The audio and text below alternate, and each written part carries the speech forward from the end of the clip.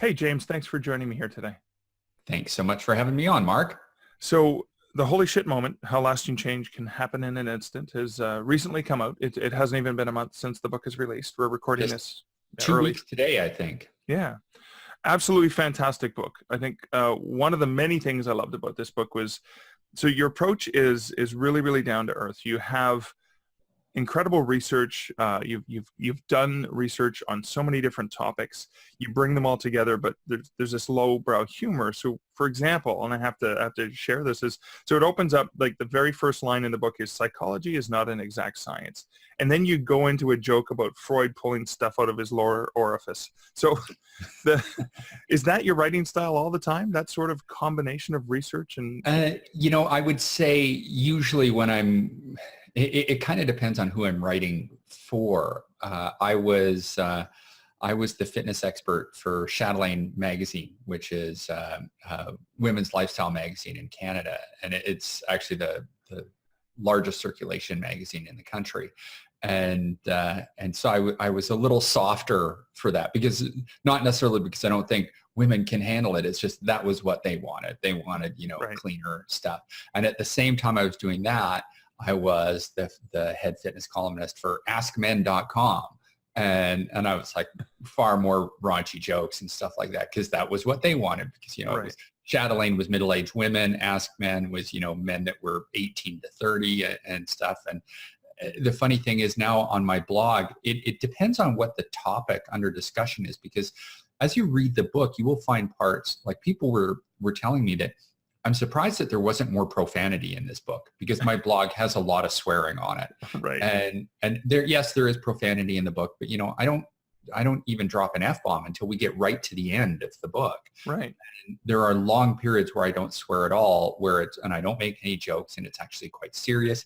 And it really depends on what it is that I'm talking about. I've written articles that are, more those sort of heartstring pulling, uplifting, or serious discussion, where it really depends on, okay, how would I say this? And if we're having a serious discussion, I'm not cracking jokes and swearing. It's like, because this is serious. But then there's other times, well, okay, maybe it's a serious discussion, but it's just like where the mood takes you. And this is, the other thing is that I swear more on my blog, because quite often I'm going on a rant about something that pissed me off.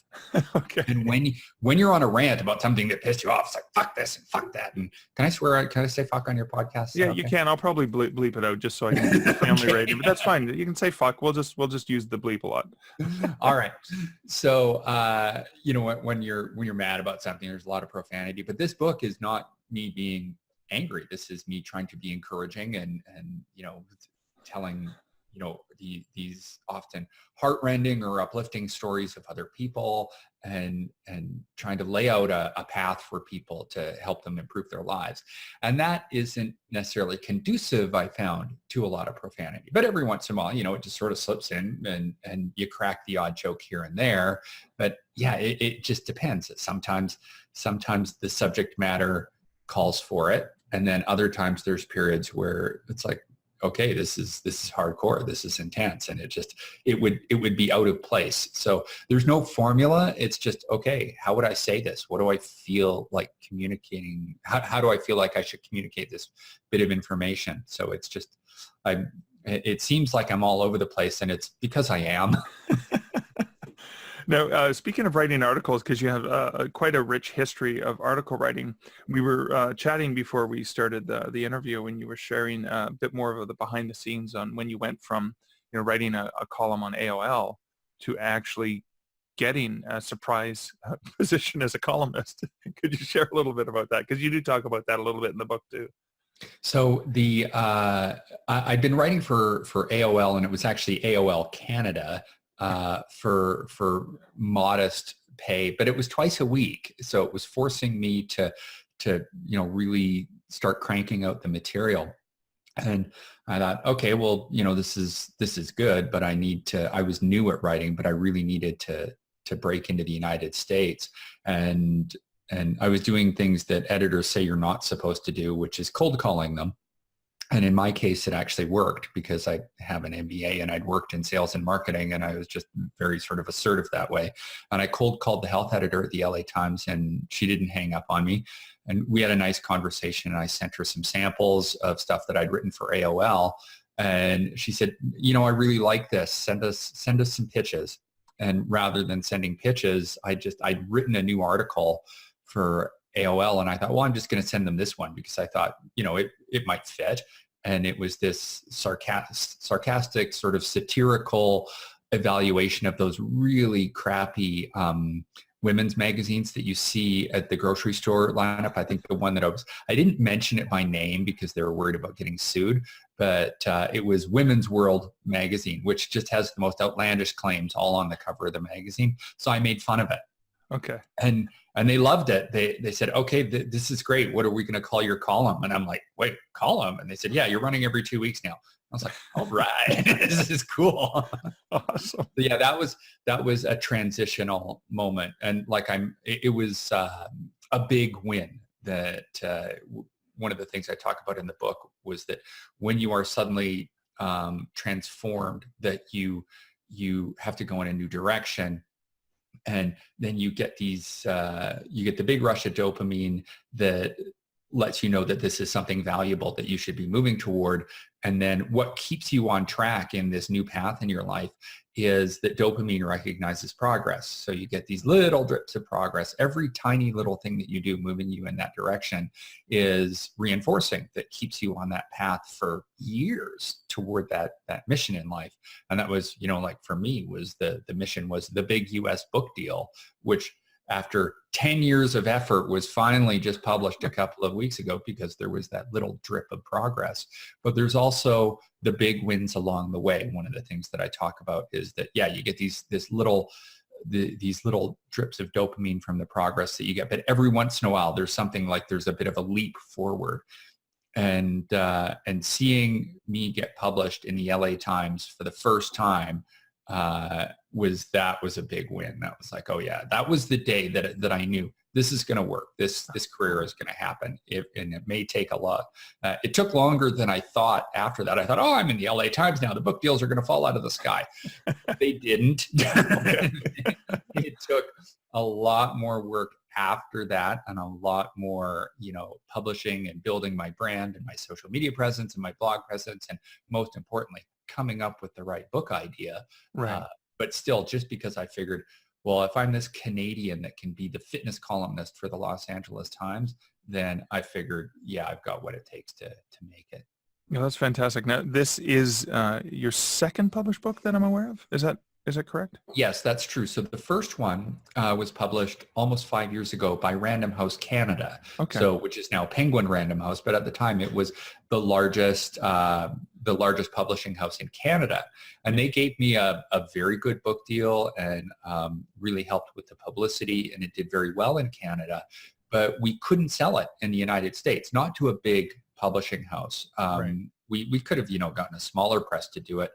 But we just decided that, if we couldn't get big interest in the United States, that it wasn't really worth it. So the reason being was there was no hook. My agent referred to the United States as ground zero for stupid diets. Right. And my book was not a diet book. It was a weight loss book. And it was all very strategic in orientation. There was no formula to follow the latest paleo. 5 years ago it was paleo. If I'd written a paleo diet book, I probably could have sold it. And then when it came to doing this book, the reason why I branched out beyond health and fitness was because I knew that I could not get a big US book deal if I stuck to health and fitness and retained my own ethics and morals.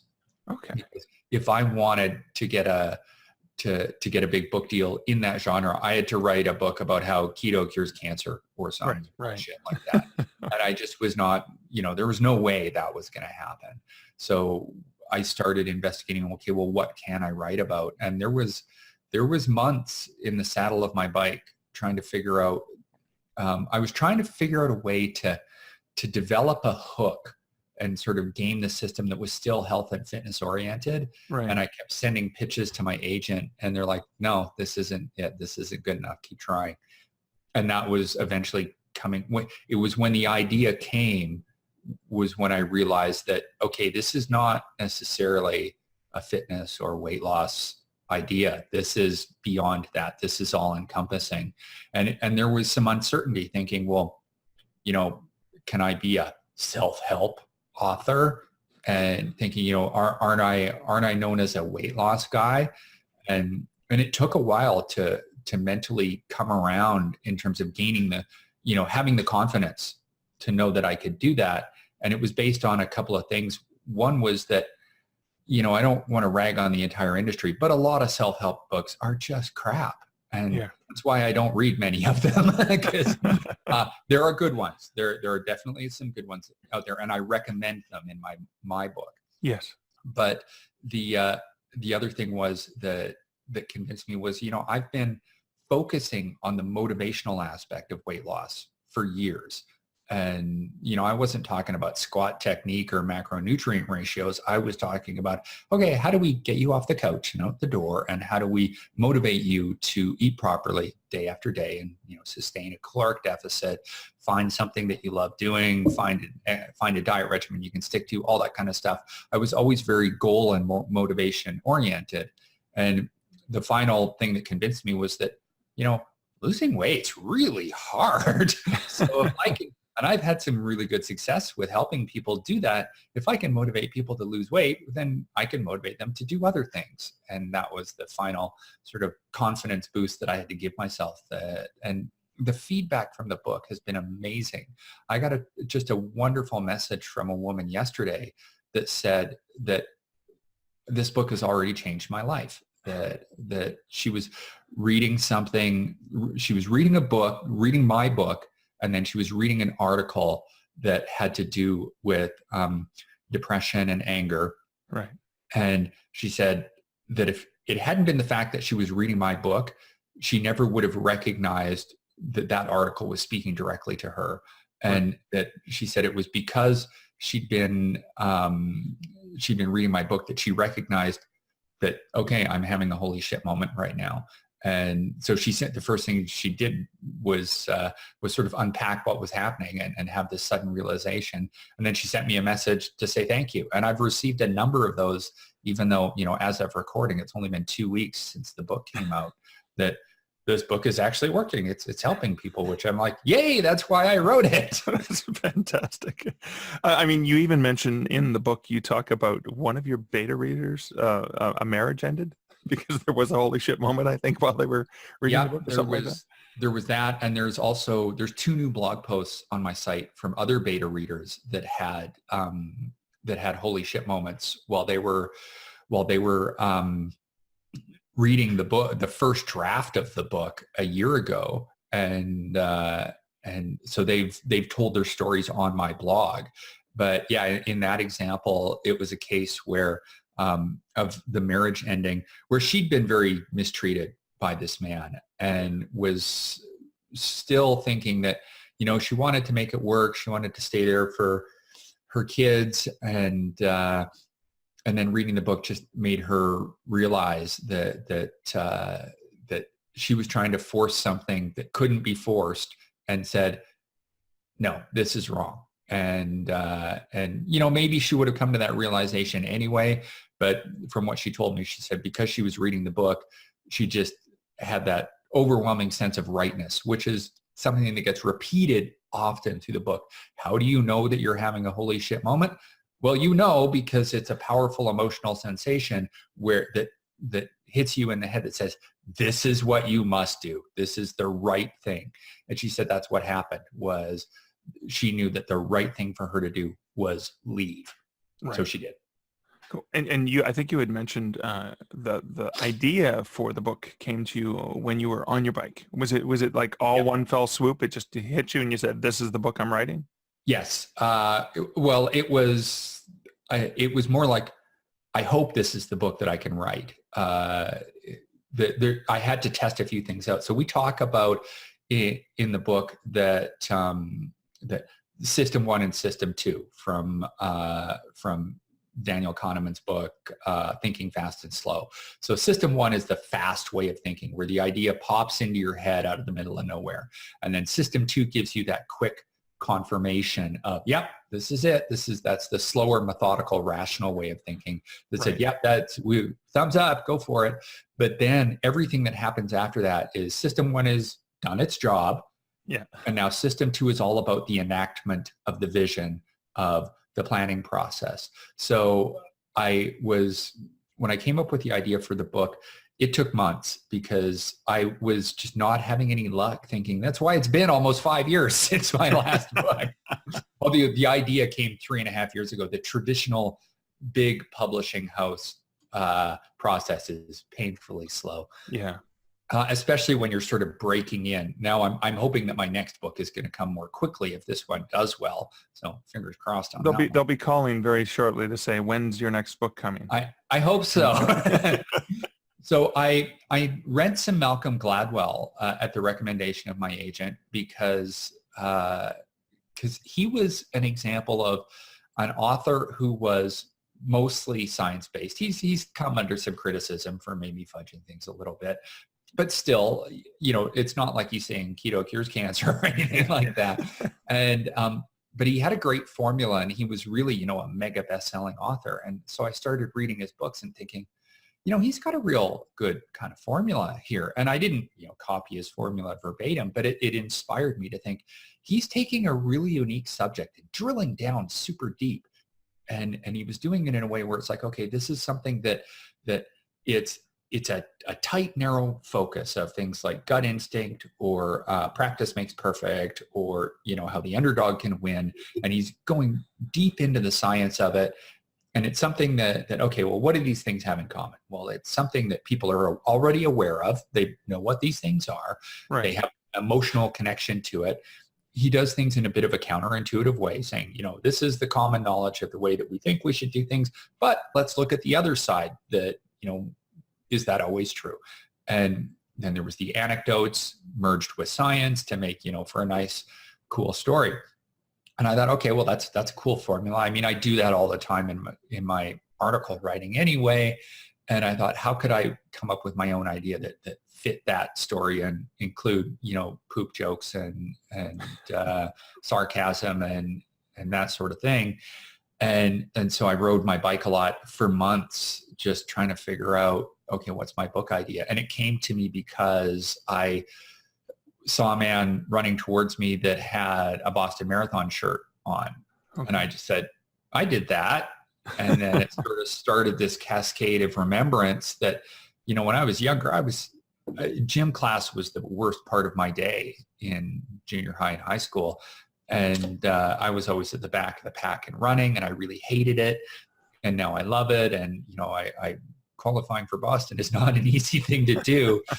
And it made me think about, well, what changed? I'm a very different person from who I was years ago. And it just reminded me of my own holy shit moment. And I thought, okay, well, what is the science of the life-changing epiphany? Right. And I slammed on the brakes on my bike, and I almost fell over because I didn't even think to unclip from the pedals, because I was like, they call that a captain's crash, because you go down with your ship. And I pulled my phone out and I started Googling to find out if anybody had written this book. And there was academic analysis of it, but there was no, the only other books that had been written were just pure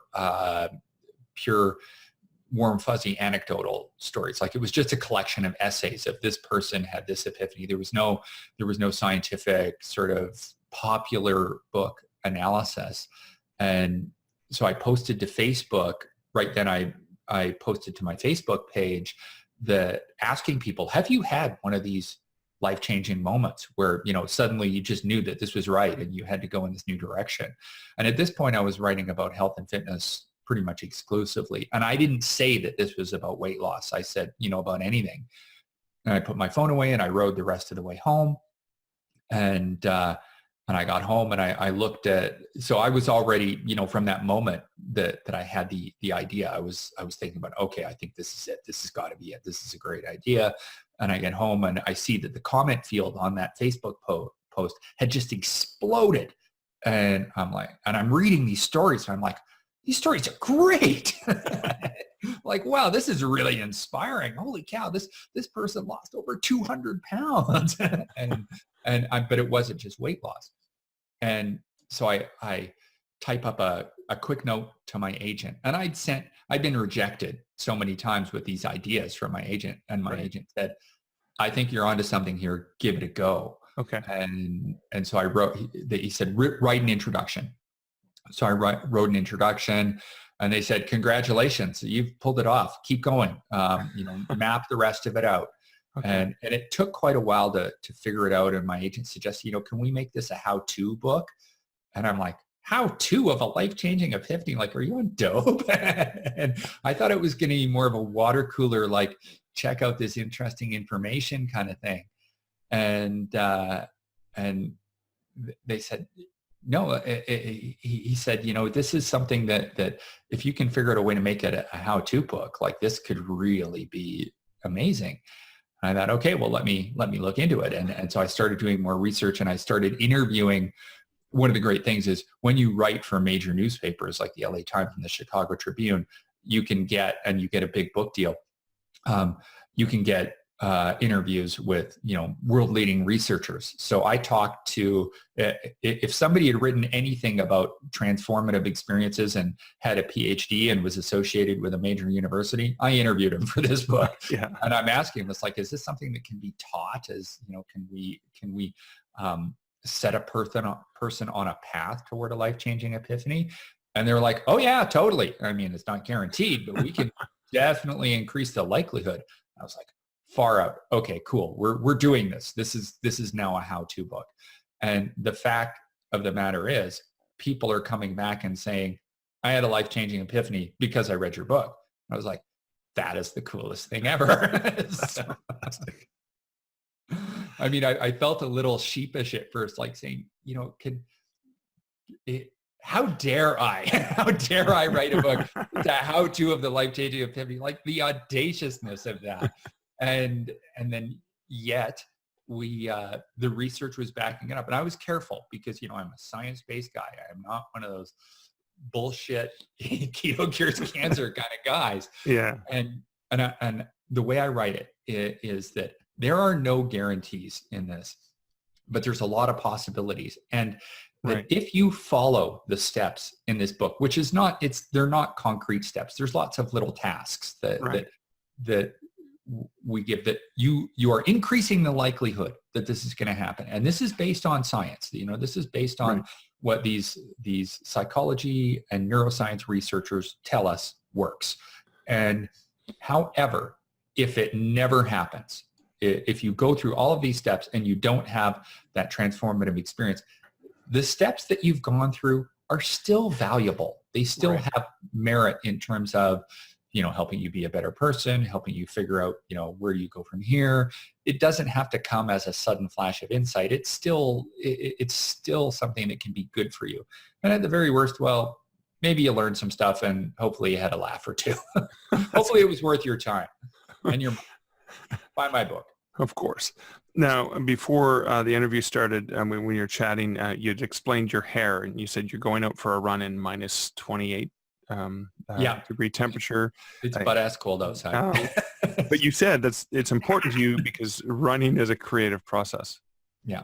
So is that running part of that pathway of you're giving yourself the opportunity to have those moments? Yeah, well, I need to clarify the thing about the hair for anybody that's actually watching the video, is that it didn't make sense to shower before going for a run. Right. And I didn't know we were doing video, which is why this is standing. This is what my hair does when I sleep on it. But yes, so this is a really important part of people keep asking me, I've done a lot of these interviews, that, what's the most important part of having this experience? Well, it's actually, I would boil it down to two parts.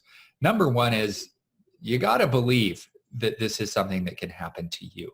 And the evidence is there that this is something that is happening all the time. we don't hear about it very much because they're deeply emotional experiences that people are quite private about. Right. And when they happen, that they think it's weird that, like, I don't think anybody has ever had an experience like this before, or very few people have. So they're kind of quiet about it because we still have a fairly reserved society. You're not supposed to share your emotions. You don't think other people will understand, so you don't tell them about it. And because we're not talking about it, other people are not considering the possibility that this is something that can happen. However, when you ask people about it, when someone from a scientific perspective says, I want to know about your transformative event, your life-changing epiphany, it gets released like a great unburdening. Like, yes, someone is asking me about this. And that was William Miller, co-founder of motivational interviewing, is really the premier researcher in this field. Those were his words. A great unburdening is what took place. And I found the same. When I asked people about it, the floodgates opened. And most people had never told anyone about it before, or that maybe they'd only told one person, like their spouse. And so it's happening all the time, as many of a third of people have had this major transformative experience. And so, but we don't, it's not necessarily part of our popular knowledge base that we understand it. So once you understand that this happens a lot, it can generate that belief that, well, if it's happening a lot, then maybe it can happen for me. And when you open yourself to that possibility, then you start investigating, okay, if it could happen for me, how do I make it happen? And then that's the next part, which is a two-stage process, which is analysis followed by distraction. So a lot of us don't investigate, okay, what do I want to be when I grow up? Where do I go from here? What are the problems in my life that are in need of fixing? Where's the discontent that could be crystallized in, that gets me toward something of a breaking point where I just say, I can't do it this way anymore. I got to go in a new direction. What's my vision quest? Right.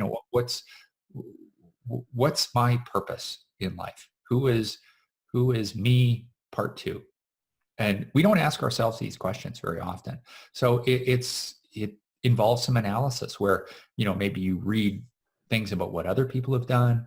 You just start considering, okay, I would like to be physically active, but that doesn't mean I need to join a CrossFit gym or run or buy a treadmill. What other possibilities are there? And there was, like the example of in the introduction, Leslie Chapman became a champion fencer when she'd never been a jock her entire life. And I mean, fencing, like that's weird. That's stabbing people with a sword.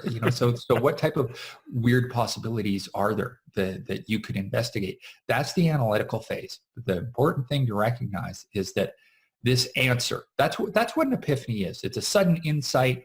It's the answer to the question of your life. And it can either be focal or global, meaning it can be about one little thing like weight loss, or it can be about everything. And so you're analyzing the question, but the thing is, the solution to the problem doesn't come while you're actively trying to solve the problem. But you're putting information, you're cramming it into your unconscious for rumination and percolation. Then the critical component is engaging in some type of distraction where you're not actively trying to solve that problem, and you're giving yourself the opportunity for the answer to arrive seemingly out of nowhere. Right. Seemingly unbidden, but it was totally bidden. It was something that you were priming for. And how we do that is you have to get comfortable being alone with your own thoughts, because especially now where we can take our phone and have access to the internet anywhere, that we have a tendency to want this constant electronic engagement. So, no offense, people will listen to podcasts while they're on a walk. That's not a good idea if sudden insight is something that you're looking for. Right. You're sitting on the train for your daily commute, and you're you're reading a book or you're listening to a podcast or an audiobook or something like that. And maybe instead what you should be doing is looking out the window and just watching the scenery go by, or going for a walk out in nature and leaving your phone at home. And or shower thoughts are a good one. Now we've got people waterproof phones where sorry, I've got to rub my nose. I'm I haven't been snorting Adderall or anything like that.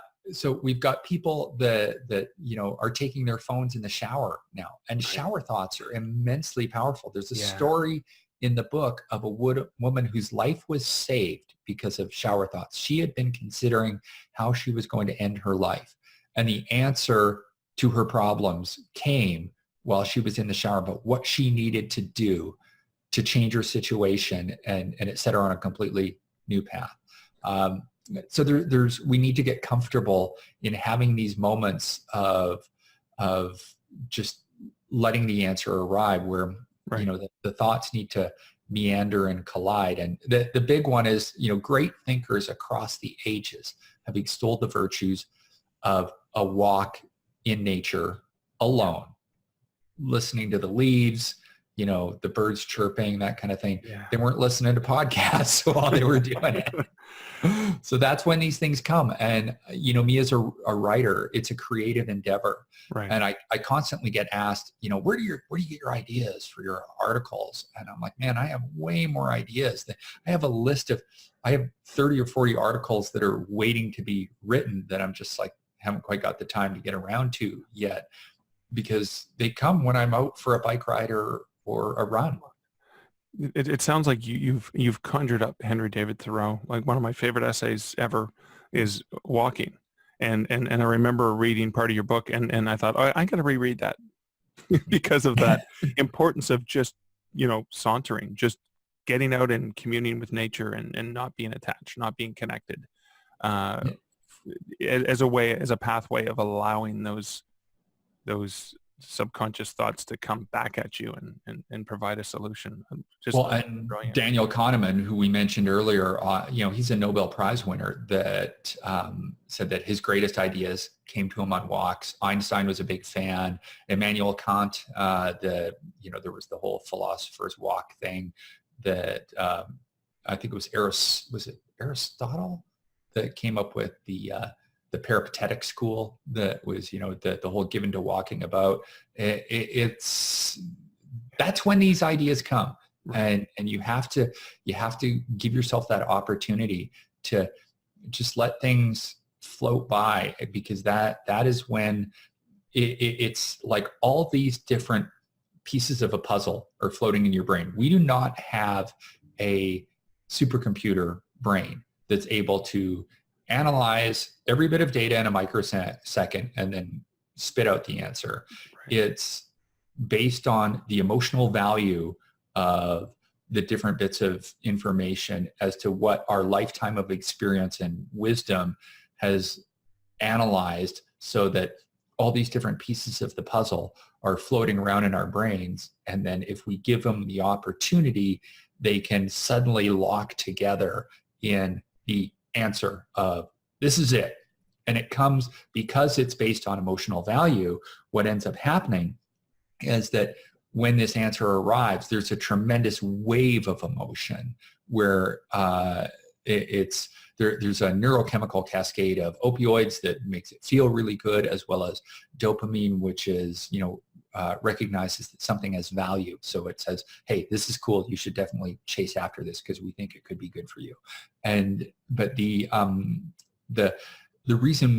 another reason why it's such an emotional process is not just because of the way our brains work, but because if there is something that has been troubling you, and maybe you're not even completely aware of it, maybe it's a bunch of little things that by themselves don't seem like such a big deal, but then they get crystallized, they achieve totality, and all of a sudden you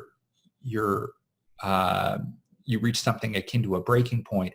Or if there has been this problem that's just really been nagging at you, or you've just been cruising on autopilot and you're just like, there's just general dissatisfaction or anything, or you've been battling an addiction, you've had trouble with your weight, trouble with your relationship, you hate your job, whatever it is. And life is just dissatisfactory, either moderately or extremely. And suddenly, seemingly out of nowhere, the answer to the problem arrives. And you know that this is the answer. Like there's this overwhelming sense of rightness. Holy shit, this is it. This is going to fix my problems. This is going to make life so much better. And it happens in a flash with that sense of rightness that just hits you like a freight train. Then that's a deeply emotional experience. Like that is, people weep when this happens because you're just so overjoyed that this answer has come to you, that's why it works. That's why it fills you with so much motivation. That, we struggle with behavior change via baby steps because we're not inspired. We don't really want to. It's like, oh yeah, I got to lose weight. So I got to go to the gym, or I got to, eat better, or I got to go back to school because I need more money or whatever. But you're not inspired. It was just like something that you kind of felt like you had to do, and you struggle along on grit and determination and willpower and all that bullshit that sucks. But when this happens, it's a mission. It's a quest that pulls you toward it. It's something that just won't be denied. And you get that ongoing, we talked about dopamine and how it recognizes progress, that it keeps telling you that you're on the right path. Keep going, keep going. And it's what drives people for years. And it's like, with me, when I started this writing career, the goal was get a big US book deal. And I didn't really know what it was going to look like or exactly how I was going to get there. I just knew that was my mission. I didn't know it was going to take 10 years, but it did. But I never stopped, and I never doubted that eventually it was going to happen, because there was that ongoing drip of dopamine that kept pushing me. And now that I've got that, it's like, okay, what's the next book? What's the next, keep going. You're making progress here. Keep pushing. So I have no intention. And even if this book isn't a big hit, but I'm hoping it will be, then I'm just going to keep pushing and okay, that I'm going to try and outdo this book with my next one. I'm going to try and write an even better one next time. That's fantastic. Well, I do strongly recommend it. I've already bought the book twice. I bought it in audiobook. I bought the hardcover after that so I could go and make notes in the book. But the last question I want to ask you is about the audiobook, because it's a great book. But what I loved about the audiobook is you actually recorded it. So I'm a little bit curious about the logistics. So usually the author is not a voice talent, and you're a skilled column writer. But have you done? I mean, you are a speaker as well, so I guess Yes. you had that natural. How was the process of recording? And was there a local studio you used? Did Macmillan have to fly you somewhere, or how'd that work? No, it was a painful process. It was very challenging. I had no experience with that. I'd done a lot of radio, not much TV, but a lot of radio and a moderate amount of speaking. This is different. It's and I actually do not like the sound of my own voice. So I thought, okay, well, if I don't like the sound of my own voice, everybody else is going to hate it too. But Macmillan got in touch with me and said, we'd like you to do this. We'd listen to your radio clips. We think you'd be great at it. I'm like, and we're willing to pay. And I was like, oh, getting paid? All right, let's do this. So I went to living in Calgary, there's not a lot of, recording studios around here for audiobooks. Right. So I was actually in a music recording studio in a place that specializes in death metal. So it was let's just say a unique environment. Okay. For that. The walk down the hall to the bathroom had some very interesting posters on the wall. something out of certain people's nightmares, I'm sure. And but the guy that ran the studio was a real professional. He's a very nice guy, and he was very concerned about getting good sound quality and all that kind of stuff. And for the first day, Macmillan had an advisor. We were scheduled for 4 days. I managed to do it in 3, but Macmillan had an advisor that Skyped in that coached me because, you know, I'd never read a book before. Well, I'd read tons of books to my kids when they were little, and I'd always try to, you know, do the voices and ham it up a bit because they liked that. They thought it was cool. But that was long ago. So he was at first, my reading was fairly stilted, and he said, no, you need more emotion. You gotta throw yourself into it a bit more. But yeah, it was an exhausting process. It was, I was in the studio for 7 hours a day and reading for 6 of it. And at the end of each day, I couldn't even think about working out. I just collapsed into the couch and watched TV. And yeah, but the thing is that apparently it's becoming more common for nonfiction authors to narrate their own books, especially like is the case with my book, where this is a very first person type of book that, you know, there's a lot of my story in it. It's, you know, I this, my wife that, my kids this, and it would be weird if somebody else was writing it. So they're leaning in that direction that it seems as though readers or listeners prefer to hear it from the author's voice unless, you know, they have Fran Drescher's voice or something like that. Something like that. Yeah. Well, I felt, I mean, as I was listening to this, while I was running, while I was shoveling snow, while I was doing all the things, it felt like you were sitting across from me in a cafe sharing some anecdotes. It was very personable, and it came off incredibly brilliantly, very professionally. So I was like thinking, he's had to have done this before, right?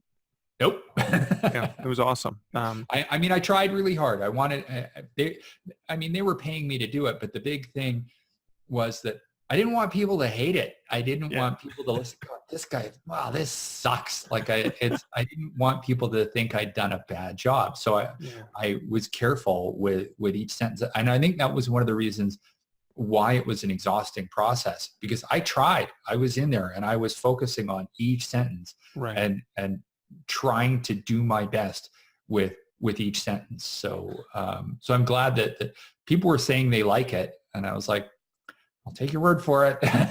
I still listen to it and I think it sucks, but I'm glad you like it. Fantastic.